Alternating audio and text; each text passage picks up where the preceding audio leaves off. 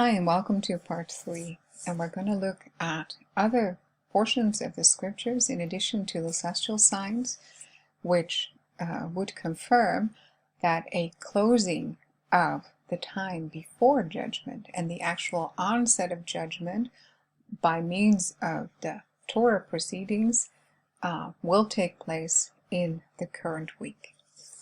So if we look at Nehemiah and Tishri 24, we read about how the Lord moves into people's hearts after a restoration of order. So currently we're on October 14th, so in the middle of the week, and it is the time of the dissolving of the sukkahs, the temporary dwellings, and we see the opposing pilgrimages. One group of people going back to life labeled as new normal, and the other group of people going towards their eternal home. So in Nehemiah's days, after tabernacles, we read that in Nehemiah 8 and 9, on Tishri 24, we see a similar beckoning within people's hearts after the temple order and protective walls around the city had been restored by Ezra and Nehemiah. It was finished in 52 days, which is reflective of one solar year, despite a lot of opposition and adversity. By this time, worship had been restored, and the Lord moves in the people's hearts, and revival has come. Like the yearly cycle of Torah readings has ended, and the Spirit's protective walls are up and functioning, the yearly cycle of the Lord's work in our hearts is closed. And again, it's yearly cycles, so they are recurring.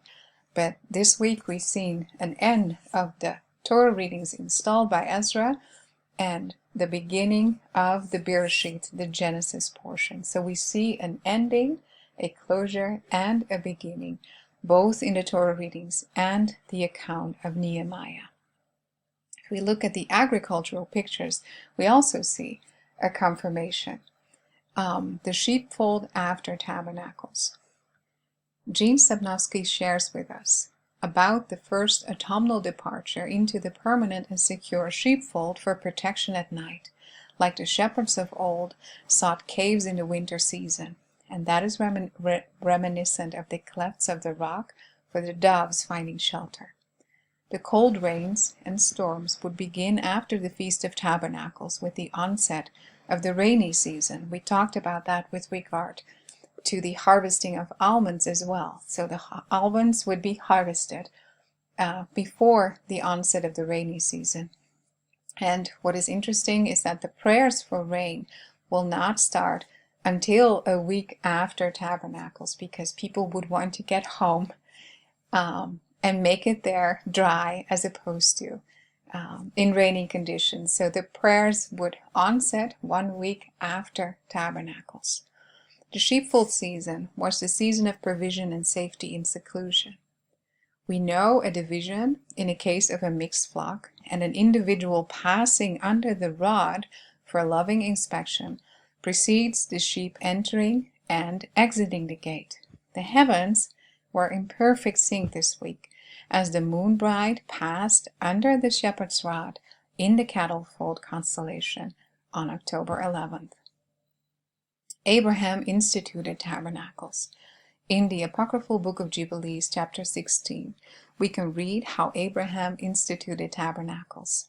And he built there an altar to the Lord, who had delivered him, and who was making him rejoice in the land of his sojourning. And he celebrated a festival of joy in this month 7 days, near the altar which he had built at the well of the oath. And he built booths for himself and for his servants on this festival. And he was the first to celebrate the Feast of Tabernacles on earth.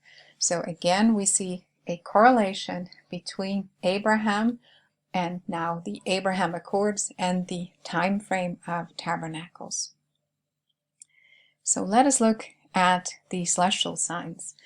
So on October 11th, the moon arrived at the beehive cluster, the precipice or manger, in Cancer, the cattle fold. The bride and those following her in and out of the cattle fold, passing under the Lord's rod. There was also a peak of the Auriga meteor shower still ongoing. Ariga is the shepherd, the charioteer. So here we can see how the moon passed from Gemini into the cattlefold Cancer, and the opening would be to the south side. So that was the moment they passed under the rod. And here we see that depiction of the cattlefold and the opening and the gate, Jesus being that gate, and him lovingly inspecting those coming in and those coming out. The Ariga meteor shower, that is in the celestial silver gate. The shepherd or charioteer holding the she-goat and her 2 kid goats close to his heart, making sure that they are safe. So on October 12th, we had comet Neowise, a different one than we have been following. That was at Perigee, closest to the Earth. And why I'm mentioning this is because it will enter Virgo on October 17th. So there will be an entry into Virgo on a pivotal date, in my opinion, October 17th. So keep that in mind. And at this time, it was in Corvus the Crow. Corvus the Crow is one of the decans of the constellation Hydra. Virgo is positioned above Hydra, and it actually tracks the victory, the overcoming of the bride over first the head of the serpent, then the wrath being poured out, and in this portion, and the sun is right above, Corvus is actually eating the flesh of the enemy. So it is the sign, the final scene of judgment, the breaking up of the enemy, the eating of the flesh, the last decan of Leo, the overcoming sign of the seed of the woman. And we know we are not natural Israel, but in the spirit, we are connected to the spiritual Israel. So the comet will enter Virgo on October 17th. So yesterday, Mars was at opposition in the trodden down fish in Pisces. Mars, a type of war. Here you see a little bit more explanation with regard to this constellation and more information if you'd like to dive into it. And this entire period in mid-October, Pegasus, the winged horse of Jesus as the prince and breaker, waymaker, is center stage above in the heavens over Jerusalem. And that is another beautiful confirmation that the Lord is coming for his bride. So Pegasus speaks of the Lord as Perseus the breaker and his winged horse, freeing and taking the once chained woman Andromeda to the heavenly golden gate, resonating with the woman caught in adultery, being first extended grace, finding salvation, and ultimately being fully redeemed upon the Lord's return, and he will take her to his throne room. And if you'd like to read more about Pegasus, Pisces, and Andromeda, you can click the link over here. So today, the moon bride conjuncts with Venus. So we have a gathering of the beloved and the bride in the loins of Leo. And Venus is, of course, the promised morning star to overcomers. So that is happening today. October 16th, the sun will conjunct with Spica. Spica is the ear of corn in Virgo's left hand. Let's take a look at the imagery first because it's a little bit easier to discern. So this is a rendition of Virgo. This is the star Spica in her left hand. She's holding an ear of corn, but it is also often depicted as a branch, and in particular, it refers to Jesus, but also to an almond branch. So let's go back to the description. So on October 16th, the sun is conjuncting with Spica, the next day too, by the way. The ear of corn, the branch star. And we have the hidden moon, a type of the bride in Virgo, highlighting a first fruits harvest. The pure woman, spiritual virgin, or Betula, is clothed with the sun, hidden in the bridegroom's rays. So every tabernacles, we see this picture of the woman disappearing in the clothing given to her, the Son. So as she is clothed in his righteousness, she actually is dissolved into him. The branch from the Holy Bible is the Old Testament name for the coming of Messiah. Isaiah 4, in that day shall the branch of the Lord be beautiful and glorious. And to me, the word glorious really connected with the Son being there. And in Isaiah 4:2, sanctification is promised by means of a branch, a tzemach or tzemak, from the Hebrew word for branch or root or sprout. The branch was the sprout of Jehovah. That points to Jesus, and we find that in Jeremiah and Zechariah and Luke. His descent from David, springing from a decayed tree, we find that in Micah and in Psalm 2, denotes the severity, and we also find that in Revelation chapter 2. So Jeremiah 23, verses 6 read, "The days come, saith the Lord, that I will raise unto David a righteous branch, and a king shall reign and prosper, and shall execute judgment and justice in the earth. Judah shall be saved, and Israel shall dwell safely. He shall be called the Lord our righteousness." So we see this picture of the Lord coming down in judgment.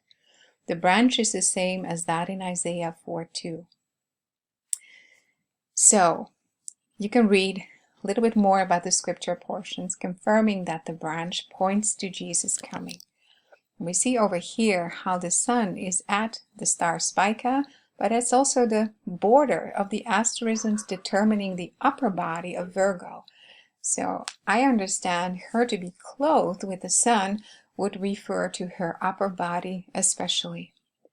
And we can see how the sun will traverse, this is the ecliptic, how the sun will traverse from the upper body section into the lower body section.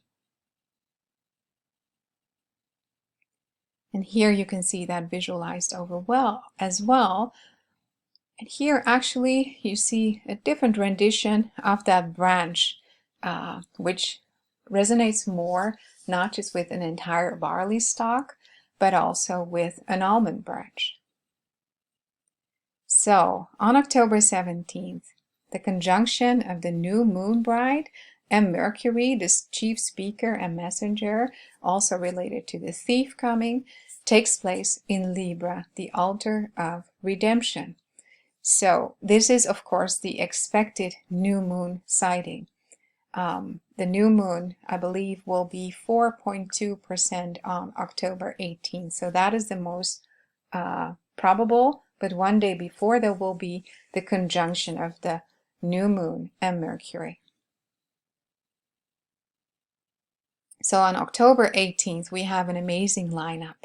A lineup of comet Neowise, the one we have been tracking, the expected first visible sliver of the moon at 4.2%, and Mercury the messenger in Libra, the altar of redemption, just after sundown. And we also have the peak of the Gemini meteor shower. Gemini is the constellation which is referred to as two men in mythology, but biblically it's a rendition of the bride and the groom. So, and this is the exact day that we commemorate the start of the March on Jericho, the moon city, the first day of the second month, and that is the mirror month of the 8th month, which will start after the first sliver is sighted. So this is a view of the heavens over Jerusalem on that day, and a first sliver of the moon, and the visibility according to the software, of course dependent upon the weather conditions, should be very good. This is the rendition of the lineup of comet Neowise and the new moon in Libra, the altar of redemption, Mercury close by, and of course the sun just having set, otherwise the stars and the comet would not be visible. So if you read the article, you can find more information about the trajectory of Neowise we have followed, the sparkles in Gemini, but also the bride and groom cluster and the altar of redemption.